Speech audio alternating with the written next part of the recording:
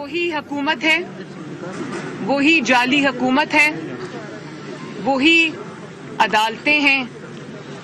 वही ताकत का गलत इस्तेमाल है, वही साजिशी आज भी मौजूद हैं। लेकिन आप ये देखें कुदरत का निज़ाम कि इनकी मौजूदगी में, इनके दौरे हुकूमत में आज नवाज शरीफ साहब के हक में, उनकी बेगुनाही में तीसरी बड़ी गवाही अदलिया के अंदर से सामने आई है। तीसरी बड़ी शहादत अदलिया के अपने अंदर से सामने आई है। तो हमें ये यकीन था कि जालिम के दिन गिने होते हैं और जालिम की पकड़ बहुत सख्त होती है। सुन रखा था, देख भी लिया था, लेकिन इतनी जल्दी जालिम शिकंजे में आ जाएगा, इतनी जल्दी हुकूमत में और पावर में रहते हुए एक्सपोज हो जाएगा, यकीन जानिए इसका अंदाजा न मियां साहब को था न मुझे था। इसलिए आज हम सर झुकाकर अल्लाह ताला का शुक्र अदा करते हैं।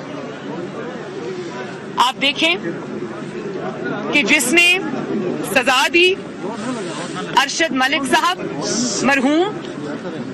उन्होंने नवाज शरीफ साहब के हक में अपनी जिंदगी में गवाही दी। अपने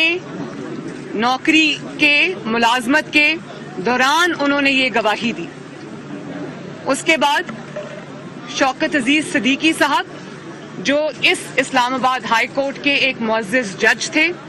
उन्होंने अपनी दौराने मुलाजमत नवाज शरीफ साहब के हक में गवाही दी और कहा कि जिस शख्स ने 2 साल की मेहनत के नतीजे में नवाज शरीफ के मुकदमे और उनके फैसले करवाए, जोर, ताकत, धौंस और धांधली के नतीजे में वो शख्स उनके पास चल कर गया, वो शख्स जो आज पूरी दुनिया में तनकीद का निशाना बना है और उसके पास अपने हक में या अपनी सफाई में कहने के लिए कोई चीज नहीं है, वो शख्स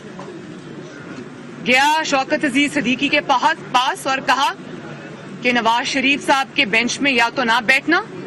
या फिर नवाज शरीफ साहब को बेल नहीं देनी। और अब गिलगित बल्तिस्तान के जो चीफ जज हैं, उनकी ये गवाही आ गई कि साकिब निसार साहब ने, जो उस वक्त चीफ जस्टिस थे पाकिस्तान की हाईएस्ट कोर्ट के, एपेक्स कोर्ट के, सुप्रीम कोर्ट के चीफ जस्टिस थे, उन्होंने उनके सामने फोन पर ये कहा, बल्कि ये गारंटी ली कि नवाज शरीफ साहब को और मरियम नवाज को इलेक्शन से पहले बेल नहीं दी जाएगी। और जब उनसे पूछा गया कि आप ये क्यों कर रहे हैं, तो उन्होंने कहा कि गिलगित बल्तिस्तान और पंजाब के मामलात बहुत फर्क होते हैं। आप ये ऐसे एक्ट करें जैसे आपने ये बात सुनी ही नहीं, सुनी अनसुनी कर दें, यानी कि अपनी मजबूरी का भी इजहार किया और इस बात से इनकार नहीं किया कि मैं तारीख की सबसे बड़ी नाइंसाफी करने जा रहा हूं। लेकिन बजाय इसके कि नवाज शरीफ को इंसाफ मिलता, पहली गवाही पे मिलता, शौकत अजीज सिद्दीकी साहब की गवाही पे उनको इंसाफ मिलता। और शौकत अजीज सिद्दीकी साहब कोई आम शख्स नहीं है, उन्होंने आइन और कानून का हल्फ उठा रखा है।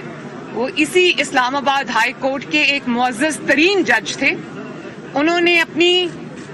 मुलाजमत के दौरान ये सवाल उठाया, ये शहादत दी, तो बजाय इसके कि उनकी इस शहादत पर एक्शन लिया जाता, नवाज शरीफ को इंसाफ दिया जाता, भले आप शौकत अजीज साहब को बुला लेते, जनरल फैज साहब को बुला लेते, दोनों को बुलाते, दूध का दूध पानी का पानी करते, आपने उस मुअज़्ज़ज़ जज को नौकरी से फारिग कर दिया। बल्कि ना सिर्फ ये, आपने उसको सच बोलने की पादाश में आपने उसका मुकदमा सुप्रीम जुडिशल काउंसिल में ले गए और अब वो रिटायर हो गए हैं, उनकी मुद्दत मुलाजमत खत्म हो गई है, लेकिन वो अभी तक अपने लिए इंसाफ के मुंतजर हैं और अपना मुकदमा की बारी आने के मुंतजर हैं। तो जिस मुल्क में जो मुनसिफ हैं वो ही उन्हीं को इंसाफ ना मिले, तो تو آپ کی اور میری انصاف کی فراہمی تو بہت دور کا خیال ہے. اس کے بعد شہادت آئی خود سزا دینے والے جج کی، جن کا نام ارشد ملک ہے، جو اب اللہ تعالیٰ کی پاس جا چکے ہیں. تو بجائے اس کے کہ اس پر کوئی کارروائی کی جاتی، ان کی جو الزامات تھے اس کی تحقیقات ہوتی،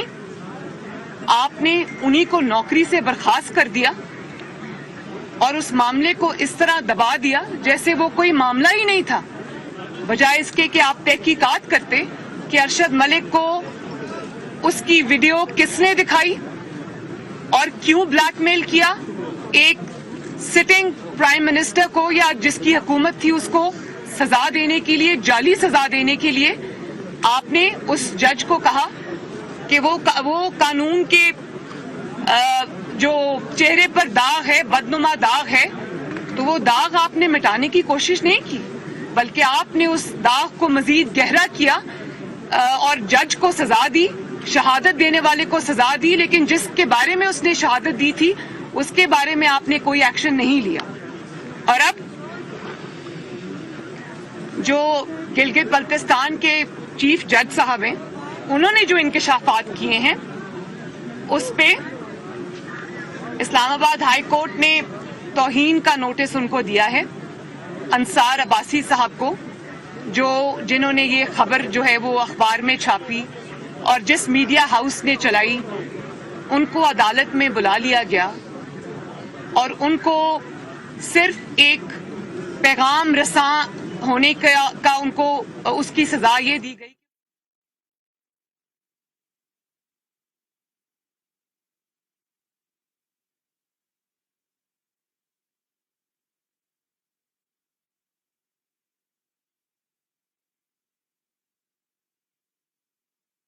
جسٹس اور تب کے sitting chief justice Saqib Nisar صاحب، اور ثاقب نثار صاحب صرف یہ کہہ کر پلہ جھاڑ لینا کہ مجھے کیا مصیبت پڑی ہے کہ میں آ کر جواب دوں یا عدالتوں کے چکر لگاؤں، تو یہ تو جواب آپ کی جو آپ نے ظلم کیا ہے، ناانصافی کی ہے، اس کا ثبوت ہے. جب نواز شریف صاحب پر الزام لگا، مجھ پر الزام لگا، تو ہمارا پہلا ری ایکشن کیا تھا؟ کیونکہ ہم بے قصور تھے، ناجائز الزام تھا، تو ہم نے کہا ہم کھڑے ہیں، ہمارا احتساب کرو. 200 کے قریب ہم نے پیشیاں بھگتی جعلی مقدموں کے اندر. اور آپ ثاقب نثار صاحب، آپ نے ساری زندگی آپ انصاف کے قانون کے طالب علم رہے ہیں، انصاف کی ترسیل کے ذمہ دار رہے ہیں، ہائیسٹ کورٹ کے سربراہ رہے ہیں، اور آپ نے یہ کہہ کر پلہ جھاڑ لیا کہ میں کیوں اس میں آؤں؟ نہ میں انکار کر رہا ہوں، نہ میں اقرار کر رہا ہوں، مجھے کیا ضرورت پڑی ہے عدالتوں کے چکر لگانے کی؟ تو میں آپ سے یہ پوچھنا چاہتی ہوں کہ نواز شریف تو 3 دفعہ کا وزیر اعظم تھا، اس نے اپنے پورے خاندان سمیت، اپنی بیٹی سمیت، اس نے جھوٹے مقدمات کو، آج یہ 5واں سال ہے ہمیں عدالتوں کے چکر لگاتے ہوئے. اگر ایک منتخب وزیر اعظم، 22 کروڑ عوام کا منتخب وزیر اعظم آفس چھوڑ سکتا ہے، عدالتوں کے سامنے پیش ہو سکتا ہے، ججز کے سامنے پیش ہو سکتا ہے، قانون کے سامنے سر جھکا سکتا ہے، آئین کے سامنے بے گناہ ہوتے ہوئے بھی سر جھکاتا ہے، تو آپ آئین اور قانون سے ماورا کس طرح ہو گئے؟ اور آپ کو یہ علم ہونا چاہیے کہ جب کوئی بیان حلفی آتا ہے، جب کوئی ایفیڈیوٹ آتا ہے، تو اس کے جواب میں بھی بیان حلفی ہی لایا جاتا ہے. اس کے جواب میں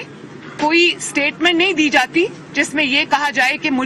کوئی ہوتا کون ہے مجھے عدالت میں بلانے کا، میں چکر عدالتوں کی نہیں لگا سکتا. آپ جھوٹے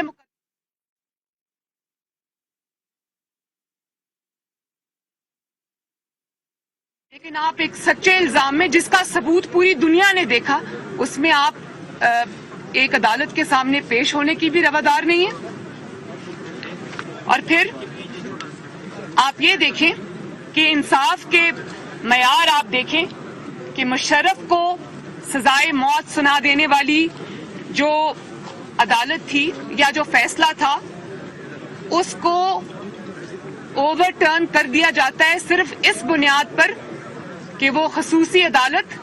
جس نے مشرف جیسے ڈکٹیٹر کو، قوم کے مجرم کو، پاکستان کے مجرم کو، جس نے پاکستان کا آئین توڑا، اس کو جس نے سزائے موت سنائی تھی، اس سزا کو ختم کر دیا جاتا ہے صرف اس چھوٹے سے اس کے اوپر کہ اس خصوصی عدالت کی جو منظوری تھی وہ کیبنٹ نے نہیں دی تھی. اور یہاں پر نواز شریف صاحب کی بے گناہی کی گواہی شہادت 3 ججز نے دی،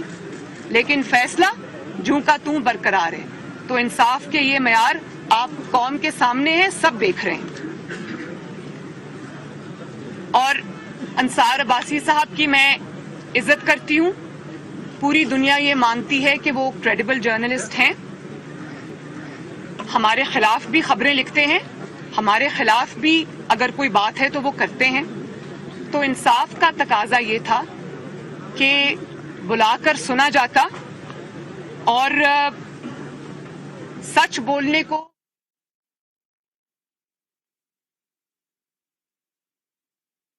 سچ نجات ہے. اور اطہر من اللہ صاحب